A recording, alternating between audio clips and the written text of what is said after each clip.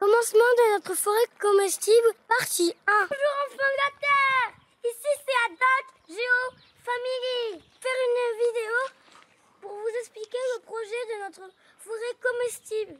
Alors, Géo, on commence par où? Qu'est-ce qu'il faut dire en premier? Où on habite? On habite où? Dans quelle région? France, dans le Gard. Au sud de la France, oui. On habite au sud de la France. On est au pied des Cévennes, en pleine garrigue. Et puis qu'est-ce qu'il faut dire encore, Doc? On peut expliquer.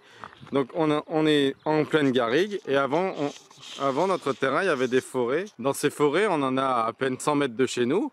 On trouve des chênes kermès, on trouve des joncs, des chênes verts et puis des arbousiers qui font un merveilleux petit fruit que tu adores. Ah ouais, je le mange bien. Alors on s'est dit, pourquoi ne pas faire une forêt comestible chez nous? Alors maintenant qu'on vous a dit où est-ce qu'on habitait, on va vous expliquer notre terrain. On a un terrain qui est une ancienne oliveraie, qui a une cinquantaine d'oliviers en fait, et qui avait été coupé à la souche en hiver 54 avec cette vague de froid où ils n'avaient pas supporté, et donc ils sont repartis de leur souche en hiver 54. Donc il y en a des très grands qui sont bien repartis, et d'autres qui sont un peu plus petits, qui font à peine 2-3 mètres, mais les plus grands font 5-6 mètres de haut. Donc, on a un terrain qui est en terrasse, c'est-à-dire qu'en forte pente, avec des différents niveaux. Donc ça va de 147 mètres à 161 mètres, donc pas mal de dénivelé et beaucoup de terrasses. On vous présentera tout à l'heure comment on a aménagé ces différentes terrasses pour les stabiliser. Après, en bas qui est orienté au sud-sud-ouest et en haut au nord-nord-est. Donc qui est excellent en termes d'ensoleillement, avec le soleil que l'on a toute la journée et qui est bien orienté avec la pente. Ainsi, on pourra échelonner les arbres en mettant au nord-nord-est les arbres les plus grands et en descendant en taille vers le sud, en s'aidant de la pente, afin que toutes les strates soient bien ensoleillées. Au niveau du climat, on a un climat méditerranéen avec des étés très chauds, des fortes pluies à l'automne et puis des printemps en théorie arrosés, avec les étés souvent des sécheresses, plus ou moins fortes. Les hivers sont peu arrosés avec beaucoup de jours de ciel bleu.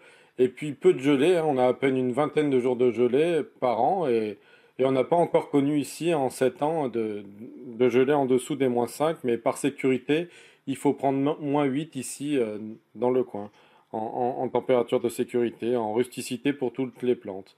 C'est très important de s'intéresser donc au terrain et au climat quand on veut implanter une forêt comestible sur son terrain. Une fois qu'on a défini notre terrain, à quoi il faut s'intéresser, Géo? Géologie au sol. Alors effectivement, on a un terrain qui est argilo-calcaire, à tel point que Géo, avec l'argilo-calcaire, donc très, très riche en argile, il a réussi à faire une boule. Elle est très solide la boule. Oui, on joue au foot avec. Oui. Exemple, regarde, juste que ça. On a donc une terre qui est très pauvre en matière organique, qui est très claire, donc très riche en calcaire, très argileuse. Et dans les zones qui ont été retournées, aménagées lors de la construction de la maison, au bout de 7 ans, rien ne pousse. Les zones se sont enherbées uniquement quand on a paillé le terrain. On voit d'ailleurs qu'il reste des fragments d'amendements qu'on a fait au terrain, et c'est uniquement dans ces endroits-là que la végétation a commencé à pousser. On a aussi des zones avec des conglomérats, des lentilles de conglomérats. Alors c'est quoi des conglomérats? C'est plein de petits galets de rivières qui sont agglomérés les uns aux autres. Avec, on retrouve qui joint ces petits galets, c'est l'argilo-calcaire qui forme le reste du terrain. Nous aussi on fait pousser des menhirs. Dans certains endroits on est directement au contact de la roche avec ce calcaire là qui affleure, qui est à la surface. Donc effectivement, on a très peu de sol et la seule végétation qui existait, elle est là, c'est une zone 5 ici, où on a de tout qui pousse, du laurier thym, on a un grand chêne qu'on verra tout à l'heure et plein d'espèces locales qui poussent. Et qu'est-ce qu'il faut faire alors, Géo, quand on a un terrain si accidenté comme le nôtre, avec autant de terrasses? Des enrochements avec des pierres. Et ça sert à quoi ces enrochements? À tenir notre terre. Notre terrain, et oui. Donc on a dû faire construire beaucoup d'enrochements pour sécuriser. La première chose à faire quand vous avez un terrain, c'est le sécuriser. Et pour cela, dans un premier temps, on a construit des murs d'enrochement comme celui-là, ou ces murs d'enrochement, hein, vous voyez que c'est des enrochements conséquents pour sécuriser la zone, hein, qu'on a fait faire. Bien entendu, on n'a pas pu les faire, hein. Et depuis tout à l'heure, je vous fais des carrés pour localiser les endroits où ça se situe au niveau du terrain. Donc on a commencé par ça, par sécuriser le terrain et les pentes. Quant au niveau des terrasses, en fait, c'était trop abrupt entre les terrasses et que les buttes, elles avaient aucune tenue. Donc on a fait ça. Ensuite, on a fait d'autres types d'enrochements. Je vais vous les montrer. Alors, quand on avait des buttes comme ça conséquentes, ce qu'il a fallu faire, c'est déjà dans un premier temps, au pied des buttes, on a dû mettre des enrochements pour empêcher les glissements de terrain qui commençaient à se déclencher au bout d'1 ou 2 ans. Et puis surtout, on a dû, dans un premier temps, hein, c'est pas terrible, mais on a dû mettre des bâches le temps que le sol soit stabilisé. Et on met des plantes qu'on vous présentera plus tard pour stabiliser le terrain. Et au bout d'un moment, quand le terrain est stabilisé, comme au-dessus, on retire les bâches. Après, toujours pour sécuriser le terrain, on a dû faire ces murets en gabion là. Alors pourquoi? Parce qu'au bout de 2-3 ans, après qu'on ait aménagé, même les petites buttes qui faisaient à peine 1 mètre de haut ont commencé à céder après les fortes pluies.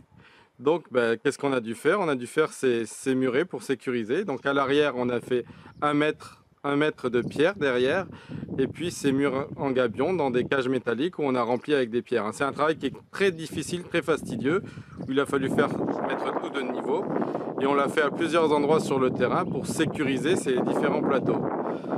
Du coup, Géo, qu'est-ce qu'on a dû faire une fois qu'on a sécurisé le terrain, empêché les glissements de terrain? Qu'est-ce qu'on a dû faire alors, hein? On a dû faire quoi sur notre terrain? On a dû faire une petite rivière, toute petite. Et pourquoi on a fait cette rivière? On a fait cette rivière à cause des fortes pluies qu'il y avait. Alors cette rivière est tout en haut, à l'endroit où on était tout à l'heure.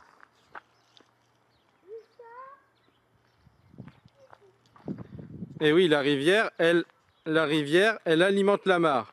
Donc on a creusé une rivière pour drainer toute l'eau du terrain. Parce que chez nous, hein, les épisodes Cévenol, hein, ça rigole pas, hein. Il peut en une journée, il peut pleuvoir jusqu'à 600 mm d'eau, hein, c'est déjà arrivé. Il pleut très très fort, ça remplit, ça déborde même le ruisseau, hein. Les enfants ils appellent ça la rivière.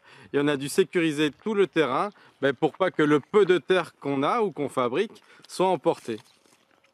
On a également, on le voit pas bien, c'est sous les végétations là, mais dans toutes les pentes, pour les arbres fruitiers, on a creusé des baissières perpendiculaires à la pente pour alimenter en eau les arbres fruitiers.